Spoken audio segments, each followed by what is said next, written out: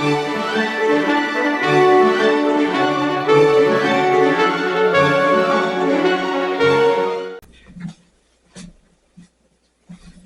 YouTube. Today I'm doing a video on the basic use of a bread machine. Now, a bread machine is a very useful tool in the kitchen, very useful. And I've noticed so many people refuse to even try a bread machine. And I've also noticed when people do have bread machines, they end up at Goodwill or at yard sales. And that baffles me because bread machines are so cost effective, they're time saving. I'll give you an example. I'm going to make a loaf of bread today, and this loaf of bread will cost me approximately 50 cents in product. Go try to buy a loaf of bread in any store today for 50 cents. I dare you. I mean, even at Walmart, one of the cheapest grocery stores around, you're still looking at almost $2 for a loaf of bread. And to make your bread, now this recipe I'm making today is multi-use. I use it for pizza. I use it for dinner rolls, multiple products. I've even used it as turnovers with fruit stuffing and baked them, and it's multi-use. So anyway, to start off with this recipe, this makes about a 1 to 1.5 pound loaf of bread. And this is standard white bread. And this is the fluffiest bread recipe that you'll find. If you like the bread that you buy in stores, the white bread that is real soft and pliable, this is the recipe you want. Now, one pro tip that I'll give you. If you look at bread recipes or any dough recipes, and the recipe calls for oil in the ingredients, don't use the oil. Use butter. That's what results in the fluffiness. And I'll tell you what, when I use this recipe to make my pizza, people that know me will tell you I make the best pizza ever. I used to own a pizza shop, so I'm speaking from experience. Because this recipe, when I make my pizza, when you bake it, the crust is so crispy, but the insides of the crust are fluffy. And that's what makes a great pizza. But anyway, this is a bread dough recipe that's multi-use, like I said. And here I'm going to start it. I start off with a hair over 1 cup of warm water. You don't want to use hot water. Use warm water. If you use hot water, it'll scorch your yeast, and the yeast will be non-effective. So I start off with the water. I pour it into the bucket, into the bread machine. Secondly, I start off with yeast. Now, this is the type of yeast that I've used for years. It's a bread machine yeast. Now, if you can't find this, any type of granulated yeast. And what I mean by granulated,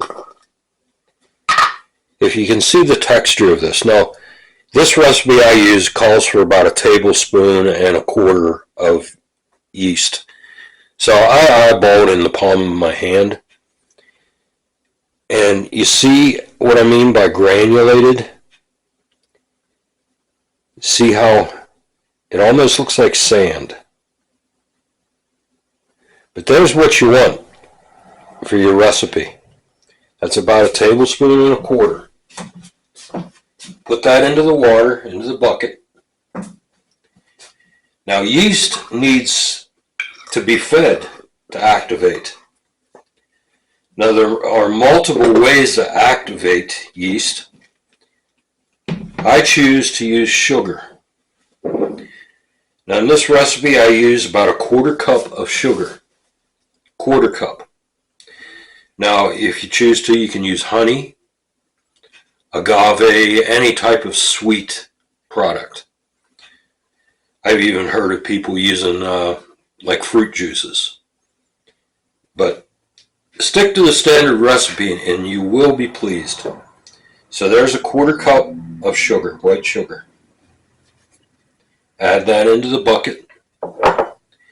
Now, here's a very important part. Don't overlook this. I have about 3.5 cups of regular flour. Doesn't have to be fancy flour, just regular flour. 3.5 cups. Add that in on top of the liquid. Now I'll tell you in a minute why.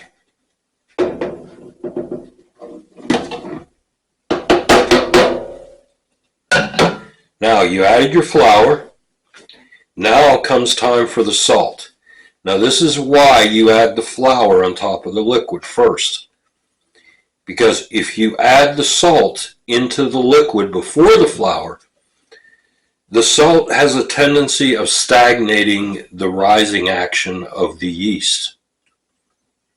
So put that on top of the flour, and by the time the machine starts working, all of the salt will be worked into the flour and not affect the yeast.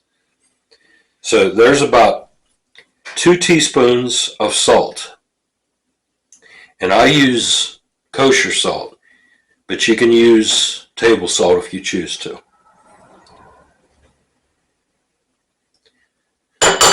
It's as simple as that, people. Simple as that. Now, the butter. I use about 2 tablespoons of butter, and I put that in chunks. You don't have to melt it. Just put it in. The machine does the work for you.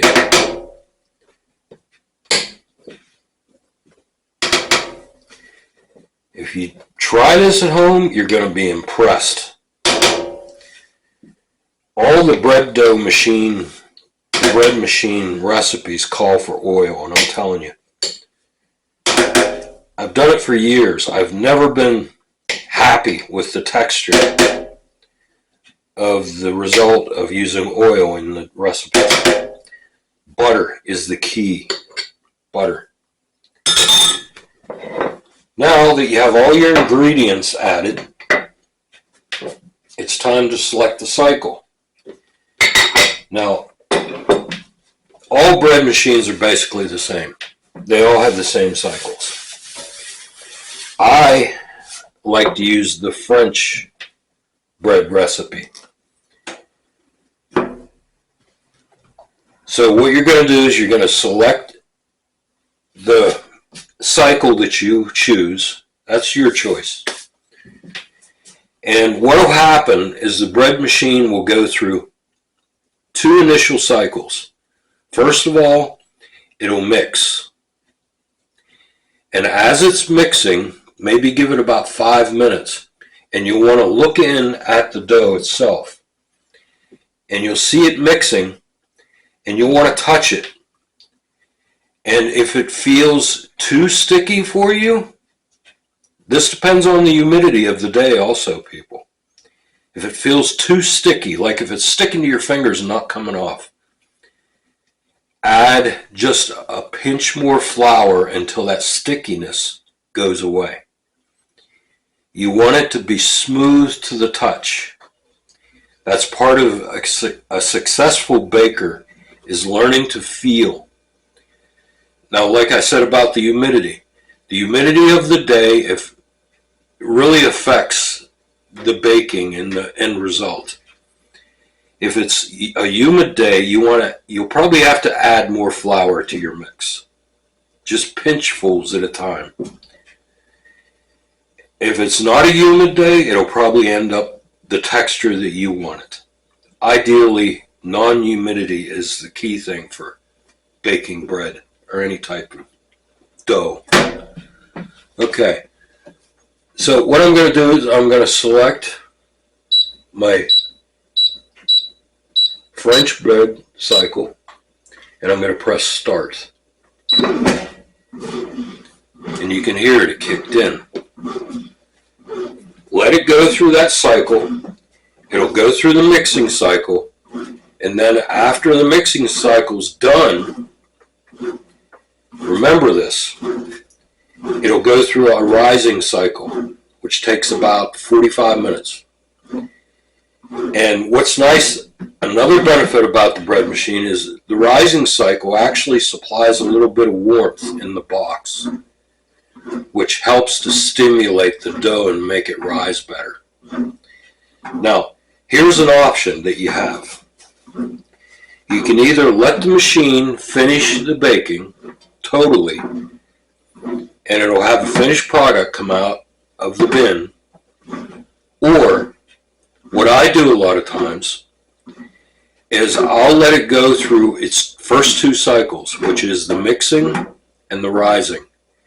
And then once it goes through the rising cycle, the initial rising cycle, I like to take the dough out of the machine and use it for whatever, either pizzas, or I'll put it into bread pans, or I'll make rolls with it. I've made hamburger rolls, I've made hot dog rolls.